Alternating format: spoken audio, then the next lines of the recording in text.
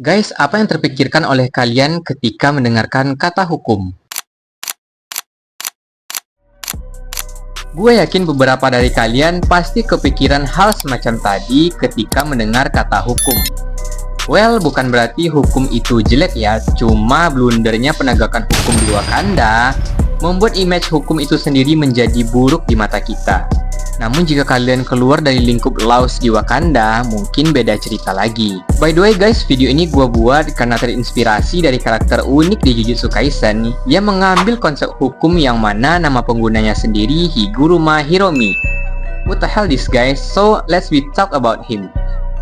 Pada Jujutsu Kaisen di arc Cooling Game, kita diperkenalkan dengan penyihir grade 1 bernama Higuruma Hiromi. Ia merupakan peserta dari Cooling Game yang sudah mencapai 100 poin. Penampilannya digambarkan seperti pria berusia 36 tahunan dengan pakaian rapi dan pembawaan tenang namun bernuansa penuh tekanan dan kelelahan. Info ya guys, Higuruma sebenarnya bukanlah seorang penyihir Jujutsu murni. Dia dulunya adalah seorang pengacara hukum yang sangat idealis dan jenius. Ia percaya dan berkeyakinan bahwa hukum adalah konsep mutlak untuk melindungi yang benar dan menghukum yang bersalah. Nah, selama ia berkecimpung dalam dunia hukum di Jepang, Higuruma merupakan pengacara yang jenius dan sangat cerdas. Ia bahkan lulus dari universitas ternama dan lulus ujian advokat di Jepang dalam 1 kali percobaan. Ini membuktikan bahwa kecerdasan intelektual yang dimilikinya berada di atas rata-rata. Namun ya setelah seiring waktu dan melihat realita hukum yang ditegakkan di lapangan, Higuruma melihat banyak hal di luar yang ia yakini selama ini bertolak belakang dengan idealis hukum yang dipercayainya. Ketidakadilan sistem hukum di Jepang pada saat itu, ya dimana mirip-mirip seperti Wakanda lah, dimana tajam ke bawah dan tumpul ke atas, membuat Higuruma menjadi frustasi ketika ia melihat sistem hukum dipermainkan dan bisa diubah kapan saja, tergantung siapa yang terjerat masalah hukum tersebut. Ini membuatnya bertekad untuk menciptakan sistem hukum yang absolut dan tidak bisa dipengaruhi oleh pihak manapun. Higuruma bisa dikatakan punya talenta alami baik dalam hukum maupun penyihir Jujutsu. Ya, meskipun sebenarnya kemampuan curse tekniknya baru dibangkitkan saat Cooling Game berlangsung. Dia hanya butuh waktu 12 hari untuk sampai ke level yang setara dengan grade 1. Baginya ya memahami curse energi itu sama seperti mempelajari pasal-pasal yang ada di dalam hukum.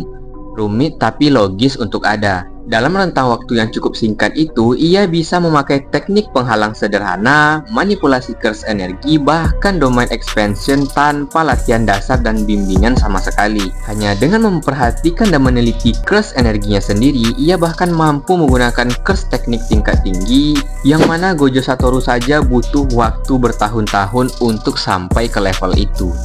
Untuk senjata yang ia gunakan dalam pertempuran, Higuruma memiliki senjata berupa palu pengadilan yang bisa ia manipulasi menjadi besar, kecil, berat, dan ringan, serta bisa ia munculkan dan hilangkan kapanpun ia mau.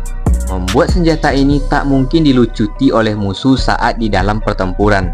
Exactly dari semua itu, kemampuan pamungkasnya terdapat pada domain expansionnya yang bernama Deadly Sentencing. Domain ini tidak bersifat mematikan atau destruktif sehingga Higuruma sering melepaskannya di awal pertarungan untuk memperlemah musuhnya. Cara kerja dari domain ini, begitu domainnya dilepaskan, Higuruma dan target akan dibawa ke sebuah tempat seperti ruang sidang dengan Higuruma sebagai penuntutnya. Nah, di dalam domain ini juga ada Shikigami bernama Judgment yang berperan sebagai hakim yang mengetahui semua hal tentang terdakwa yang sedang dituntut. Di dalam domain ini, teknik kutukan dan segala jenis bentuk kekerasan benar-benar tidak bisa dilakukan. Higuruma dan lawannya hanya bisa mengikuti prosedur sidang hukum di mana Judgment akan membacakan semua dosa-dosa terdakwa hingga menetapkan vonis terhadap terdakwa. Nah, uniknya, terdakwa atau musuhnya juga bisa mengajukan banding dan pembelaan diri di dalam persidangan domain ini selama pembelaannya masih logis dengan dosa yang ia perbuat. Seperti yang dilakukan Yuji Itadori saat bertarung melawan Higuruma. Namun ya jika Judgment tetap menyatakan bersalah, itu adalah keputusan yang mutlak. Ada beberapa punishment yang akan dijatuhkan oleh Judgment kepada terdakwa. seperti penyitaan atau pencabutan teknik kutukan dan curse energi, ini akan membuat lawan tak berdaya karena penyihir tanpa curse energi bukanlah apa-apa. Di sisi lain, vonis paling fatal yang dijatuhi oleh Judgment adalah death penalty sekaligus dengan pencabutan curse energi, di mana begitu death penalty dijatuhkan, Higuruma akan diberi Executioner Sword, pedang yang mampu membunuh target dalam satu tebasan tak peduli sekuat apapun ia. Kemampuannya ini membuat ia sangat berbahaya karena domainnya tak bisa ditimpa ataupun dibatalkan. Ini karena tak ada konsep kekerasan dalam bentuk apapun yang bisa digunakan di dalam domainnya. Bahkan sekelas Roman Sukuna saja hanya bisa diam dan menunggu vonis saat masuk ke dalam domain ini. Namun tak ada gading yang tak retak, kelemahan dari domain ini itu ada beberapa yang bisa dilihat secara logis, seperti kelanjutan pertarungan bergantung pada hasil sidang. Jika lawannya juga menguasai ilmu hukum, maka ia bisa saja memenangkan sidang dan bervonis tidak bersalah. Terlebih lagi, jika tuduhan dan kasusnya ringan, hukumannya bisa jadi tidak mematikan.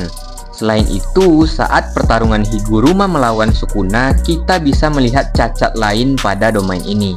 Saat Sukuna masuk ke dalam domain Higuruma, Sukuna masuk dengan membawa senjata terkutuknya bernama Kamutoke. Di sini, Sukuna mendapatkan hasil sidang berupa penyitaan kekuatan dan death penalty.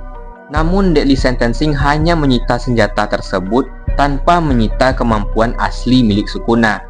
Ini karena deadly sentencing mendeteksi bahwa senjata itulah yang menjadi kemampuan utama Sukuna.